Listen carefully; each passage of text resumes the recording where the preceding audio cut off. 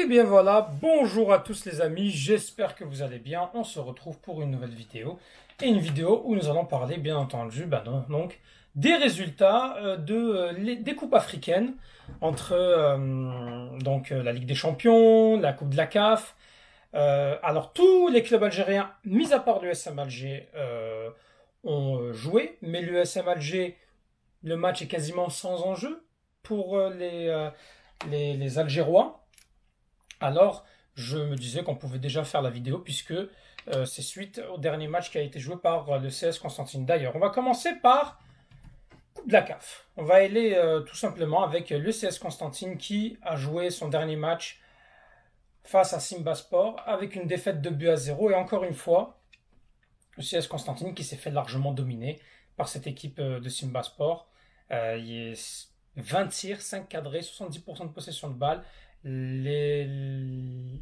L'équipe du CSC avait tenu la première mi-temps, mais deuxième mi-temps, c'était évident qu'ils allaient craquer vu comment ils n'arrivaient pas du tout à sortir. Très peu de danger dans la cage des Tanzaniens, du gardien Camara. Et défaite logique de 2-0. Le CS Constantine était déjà qualifié, mais le CS Constantine, qui avait besoin seulement d'un match nul, perd sa première place et se retrouve donc deuxième. Et va devoir peut-être batailler face à une équipe qui va être probablement beaucoup plus difficile. En tout cas, c'est ce qu'on va voir. C'est ce qu'on va voir en fait, c'est que le CS Constantine termine deuxième, rate la possibilité, encore une fois, c'est problématique. On dirait que dans tous les clubs algériens, on ne cherche que le service minimum, c'est-à-dire se qualifier et ensuite on verra. Et après, on s'étonne qu'on n'arrive pas, qu'on rate de peu. Pourquoi pas un parcours facile pour aller chercher, surtout qu'en Coupe de la CAF, contrairement à la Ligue des Champions, c'est vraiment faisable d'aller chercher un trophée. La preuve, l'USM Alger l'a fait. Donc là, le CS Constantine, qui est officiellement deuxième, peut se retrouver face à des clubs comme la Renaissance Sportive de Berkane ou le Zamalek, qui sont quand même les deux finalistes. Parce que je ne pense pas qu'ils tomberont face au Simba Sport en quart de finale, ils ne peuvent pas retomber dessus. Et je pense qu'ils ne peuvent pas tomber face à l'USM Alger. Vous me corrigerez si je me trompe, mais normalement c'est le même pays. Ça ne se peut pas que deux équipes d'un même pays s'affrontent en quart de finale. Vous me corrigerez si je me trompe. Sinon, ça serait bête, on aurait un USM Alger CS Constantine. Et là, il y aura forcément un club algérien éliminé, mais il y aura au moins un club algérien en demi-finale. Bon. Mais c'est pas ce qu'on veut. On n'aimerait pas quand même que ça soit en quart de finale que s'affronterait l'USM Alger CS Constantine. Ce qu'on aimerait, ça serait idéalement en finale. Comme ça, c'est le football algérien qui est gagnant. Donc, à la Renaissance Sportive de Berkane qui a fini première. Et il y a le Zamalek qui, en ce moment, au moment où je tourne cette vidéo, gagne 1-0 face à Enimba. Et donc, ça assurerait la qualification et la première place du Zamalek. Zamalek tenant du titre de cette Coupe de la CAF. Donc voilà les clients potentiels du CS Constantine, c'est-à-dire, ou s'ils tombent face à l'USM Alger, ça serait 3 demi-finalistes potentiels de la saison passée, dont 2 finalistes. Donc quand même 3 prétendants au titre. Pour l'USM Alger, certes, ils ont 11 points, Jarraf a 8 points. Le dernier match, c'est Jarraf et USM Alger, mais vu la différence de but, il me semble que même s'il y a une défaite, l'USM Alger va finir premier, à moins que ce soit la confrontation directe. Et là, en cas de défaite de l'USM Alger, ça serait le Jarraf contre le CS Constantine. Mais vu que l'USM Alger joue quand même en Algérie, je ne veux pas non plus porter préjudice, je touche du bois, l'USM Alger devrait finir premier. Voilà. Donc, bref. Pour la Coupe de la CAF, voilà où on en est. Voilà où on en est pour la Coupe de la CAF. Maintenant, Ligue des Champions. Et une très bonne nouvelle avec le Mouloudia d'Alger qui s'est qualifié en quart de finale.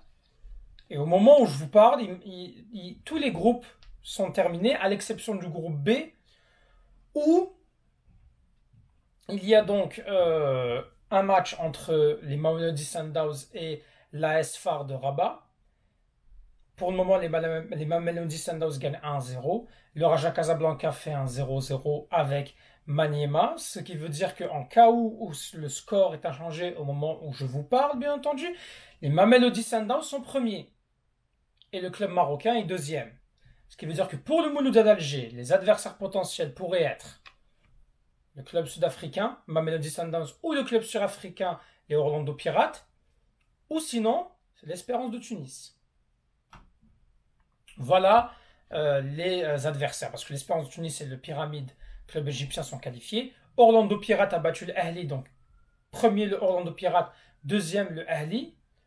Et El Hilal premier, Mouloudia d'Alger deuxième, Mamelodi Sundowns premier et le club marocain deuxième, à moins qu'il y ait un changement dans le score.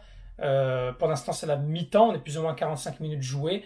Pour l'instant, voilà les places officielles. Donc, ça serait aussi du lourd pour le Mouloudia d'Alger. Hein. Mamelodi Sundowns qui est un demi-finaliste. Si c'est le club marocain de l'AS FAR, pareil, ça serait complètement. Ça serait difficile parce que c'est un derby encore une fois. Hein, puis affronter les clubs marocains, ça reste difficile. Orlando Pirates, c'est un client difficile aussi. Le CRB en a fait les frais. Et l'Espérance de Tunis, quoi qu'on en pense, ça serait difficile. Surtout que ce serait le retour de Belaïli en Algérie face à son ancien club.